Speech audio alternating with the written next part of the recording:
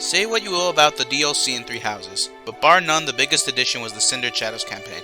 It's a 7-chapter long story where the Ashen Wolves take the spotlight, and completion of this campaign allows you to use them in the main game. However, since this is a Fire Emblem game of sorts, at least one war crime is committed throughout the story.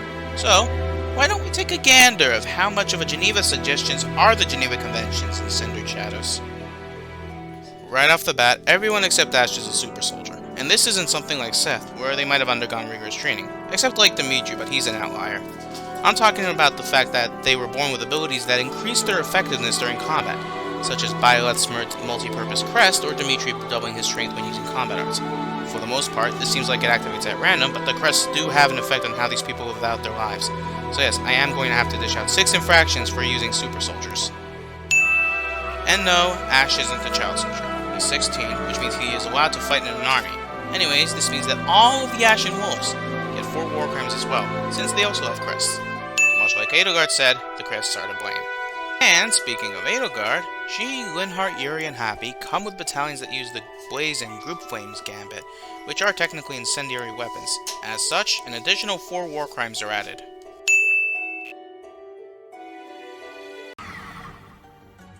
The next war crimes happen in Chapter 3, with the Golems. I'm only counting the 6 that show up there on normal mode since they spawn indefinitely in this map last I checked. The reason I'm counting them as a war crime is because since they are autonomous, they are prone to causing superfluous injury and or unnecessary suffering, which is a war crime by the way. Then at the end of the map, they take the chalice as spoils, which means a charge of pillaging cultural icons.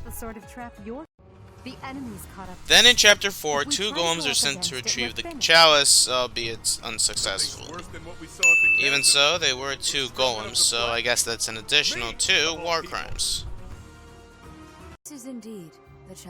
Afterwards, in Chapter 5, Elfric is being held hostage, which, by the way, is a war crime, where the hostage takers are asking for the chalice. Ray gives the go-ahead, thinking that there's no way they can do the thing the chalice is meant for. But this isn't a war crime for destroying a cultural icon. After that, Elfric commits perfidy by kidnapping the wolves and stealing the chalice. But the kidnapping isn't really a war crime moment because capturing POWs is completely fine. During the next chapter, Elfric is torturing the prisoners of war in the Ashen Wolves by using their life force for the rite of rising. After the rite is stopped, which means that's another war crime under Violet's belt by disrupting a religious ceremony, and the chapter ends, Elfric ends up disrespecting the deceased Citri's body by using it for the ritual. And that's the last war crime in the Cindered Shadows story. So how many war crimes were committed in Cindered Shadows? I came up to 30 war crimes committed. Considering the last 2 games had a count in the lower mid-50s, this mini-campaign having 30 honestly made some sense. And with that, I'll see y'all the next time I feel like uploading.